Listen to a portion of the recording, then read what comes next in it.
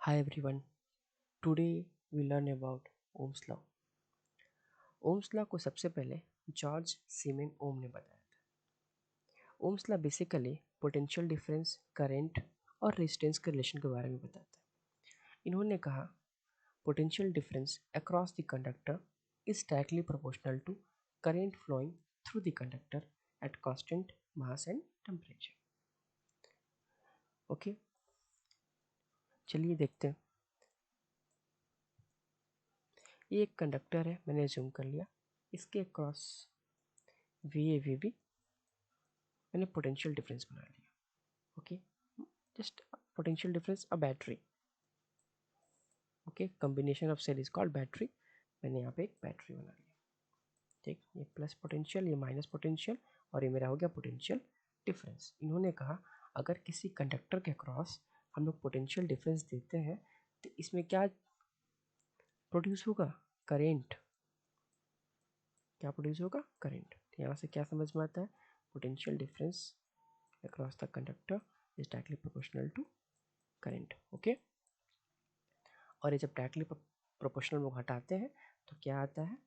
P A minus P B is equal to R into I. This R is called resistance. This R is called resistance. तो हम लोग इसको short में ऐसा लिख सकते हैं, B A minus B B को लिख सकते हैं V. Here V is potential difference, not potential. Okay, potential difference. Here V equal to R into I. So we can write here R equal to what? R equal to V by I. The unit of R is volt per ampere and is called ohm. Is called ohm. Okay, it's called ohm.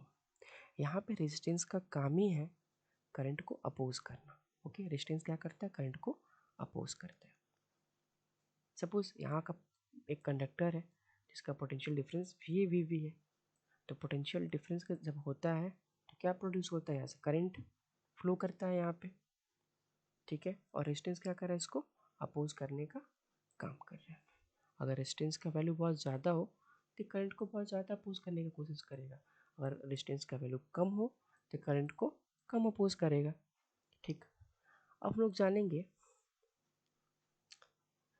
कि current कैसे flow होता है. Potential difference होने पे current flow होता है.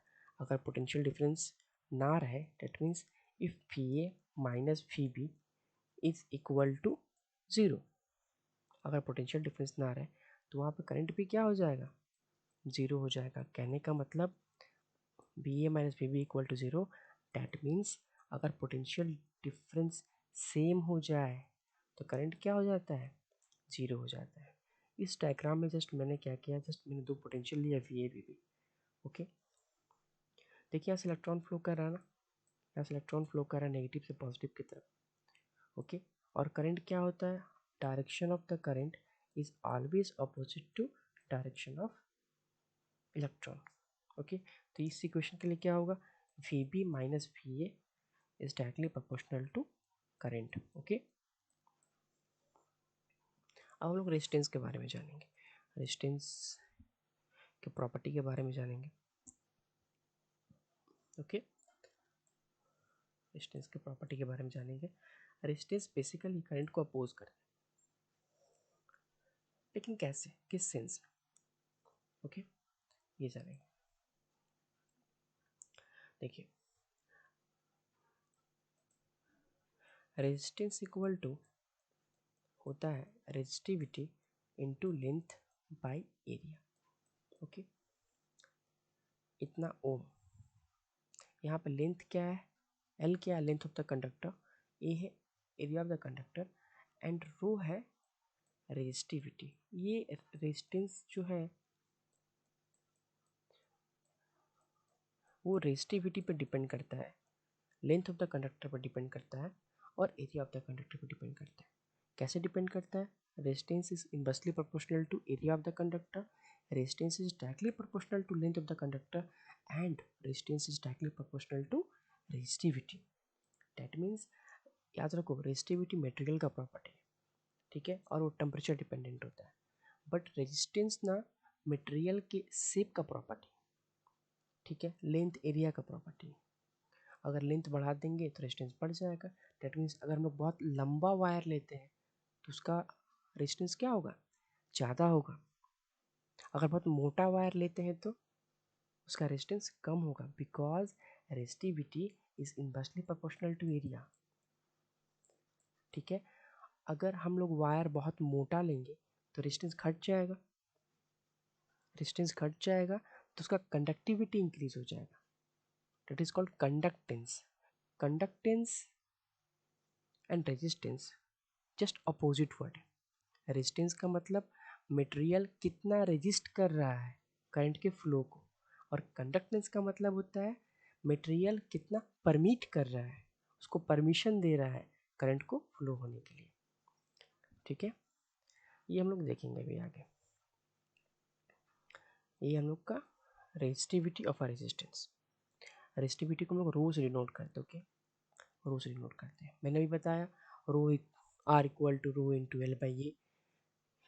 यार यहाँ पे एल क्या था, एल था length of the conductor, R क्या है, रेजिस्टेंस ऑफ द मटेरियल या कंडक्टर जो भी लिए हम लोग, उसका ए क्या है, एरिया ऑफ द कंडक्टर। तो हम लोग पास रेजिस्टिविटी अगर निकालेंगे तो क्या आ जाएगा, R into A by L, जिसका यूनिट हो जाएगा ओम इंटू एरिया के लिए metre square divide by metre. यहाँ से मीटर मीटर में कट कर देंगे तो क्या आ जाएगा, ओम मीटर। अब रेजिस्टिविटी डिपेंड किस पे करता है, resistivity depend upon two thing, temperature and material. याद रखिए, रेजिस्टेंस डिपेंड करता है क्रॉस सेक्शनल एरिया पे या लेंथ ऑफ द कंडक्टर पे, लेकिन resistivity always depend upon temperature and material. Resistivity length area पे डिपेंड नहीं करता है, रेजिस्टिविटी मटेरियल का प्रॉपर्टी, और टेम्परेचर चेंज करने से मटेरियल का प्रॉपर्टी चेंज हो जाता है, उसका फेज में ट्रांजिशन आता है, इसीलिए उसका रेजिस्टिविटी टेम्परेचर के अकॉर्डिंग चेंज होता है। मैंने भी बताया ना कंडक्टेंस और रेजिस्टेंस के बारे में, रेजिस्टेंस जितना ज़्यादा होता है किसी मटेरियल का, कंडक्टेंस उतना कम होता है। उसी तरह रेजिस्टिविटी जितना ज़्यादा होता है किसी मटेरियल का, कंडक्टिविटी उतना कम होता है। In case of conductor, temperature is directly proportional to what? Resistivity. And inversely proportional to conductivity. In case of semiconductor, temperature is inversely proportional to resistivity and directly proportional to conductivity. ये हम लोग कैसे सीखे, ये हम लोग इस formula से सीखे, ओके। देखिए मैंने रेजिस्टिविटी को रो से डिनोट किया है और कंडक्टिविटी को सिग्मा से, and resistivity is always inversely proportional to conductivity. That means resistivity जितना ज़्यादा होगा कंडक्टिविटी उतना कम होगा। In case of conductor, conductor free electrons बहुत ज़्यादा पाया जाता है, इसीलिए जब टेम्परेचर इंक्रीज हो जाता है ना तो फ्री इलेक्ट्रॉन के बीच में कोलिजन्स होने लगते हैं, और कोलिजन्स होने के कारण उसका रेजिस्टिविटी इंक्रीज हो जाता है, इसीलिए कंडक्टर हीट डिसिपेट करता है जब उससे करंट फ्लो होता है, ओके। तो टेम्परेचर इंक्रीज करने से उसका रेजिस्टेंस इंक्रीज हो जाता है, क्योंकि उसका रेजिस्टिविटी इंक्रीज हो जाता है, और रेजिस्टिविटी इंक्रीज हो जाएगा तो कंडक्टिविटी डिक्रीज हो जाएगा, ओके। अब लोग आते हैं सेमी कंडक्टर। हम लोग का जो मोबाइल फ़ोन है, चार्जर है, ये सब सेमी कंडक्टर मटेरियल का बना हुआ है, ना ये प्रॉपर कंडक्टर है ना ये प्रॉपर इंसुलेटर है, ठीक है, ये सेमी कंडक्टर है, ओके। मिक्स टाइप का कुछ। इसमें क्या होता है, टेम्परेचर इंक्रीज करने से इसका रेजिस्टिविटी डिक्रीज हो जाता है या रेजिस्टेंस डिक्रीज हो जाता है, और कंडक्टिविटी इंक्रीज हो जाता है। मैं जब सेमीकंडक्टर के बारे में पढ़ाऊंगा तो इसको डिटेल में पढ़ाऊंगा। अब हम लोग रेजिस्टेंस के बारे में और डिटेल में थोड़ा जानते हैं, और इसका फिजिकल एप्लीकेशन क्या है, या हम लोग रियल लाइफ में रेजिस्टेंस कैसे एग्जिस्ट करते हैं, इस सब के बारे में देखते हैं, ओके। ये देखिए एक सॉकेट है ना, इलेक्ट्रिकल सॉकेट, ठीक है। इसके बारे में जानने से पहले थोड़ा सा हम लोग ये फार्मूला को एक बार और रिवाइज कर लेते हैं। R equal to rho into L by A, ठीक है। ये एल क्या, लेंथ ऑफ द कंडक्टर, मतलब जितना ज़्यादा लेंथ होगा रेजिस्टेंस उतना ज़्यादा होगा, और एरिया जितना ज़्यादा होगा रेजिस्टेंस उतना कम होगा, ओके। देखिए इस सॉकेट में इसको हम लोग क्या बोलते हैं, ये ग्राउंड पिन है ना, ये ग्राउंड पिन है। ये क्या करता है, ये लीकेज करंट को ग्राउंड कर देता है। अगर आपके घर में शॉर्ट सर्किट हो जाए, आग लग जाए, उसके कारण से high amount of current flow करने लगे ना, तो इसको ये ग्राउंड कर देता है। देखिए इसका एरिया बड़ा है इन दोनों के रिस्पेक्ट में,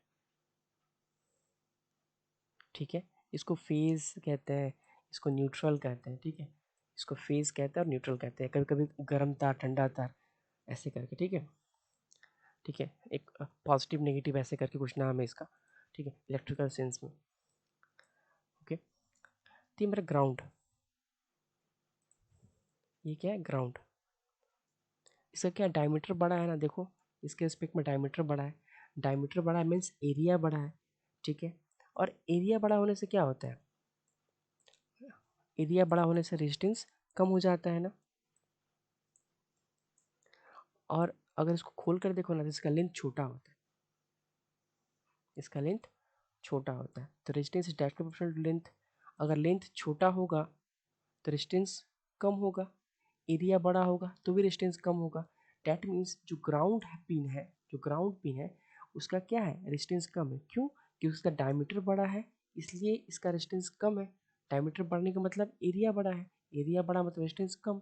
और ये छोटा भी होता है, किसके रिस्पेक्ट में, इस सॉकेट के पिन के रिस्पेक्ट में छोटा होता है इसका लेंथ, और एरिया बड़ा होता है। तो एरिया बड़ा, रेजिस्टेंस ज़्यादा, लेंथ छोटा, एरिया बड़ा मतलब रेजिस्टेंस कम। सॉरी, मैंने यहाँ मिस्टेक बोल दिया। देखिए इसको आराम से समझिए, ये बहुत इजी है लेकिन ये समझना बहुत ज़रूरी है, ये बहुत इंपॉर्टेंट कॉन्सेप्ट। हम लोग को पता है R equal to rho into L by A, और ये सब सेम मटेरियल का बना हुआ है, इसलिए मैं यहाँ पर रेजिस्टिविटी को कंसिडर नहीं कर रहा हूँ, सिर्फ लेंथ और एरिया कर रहा हूँ। ओके,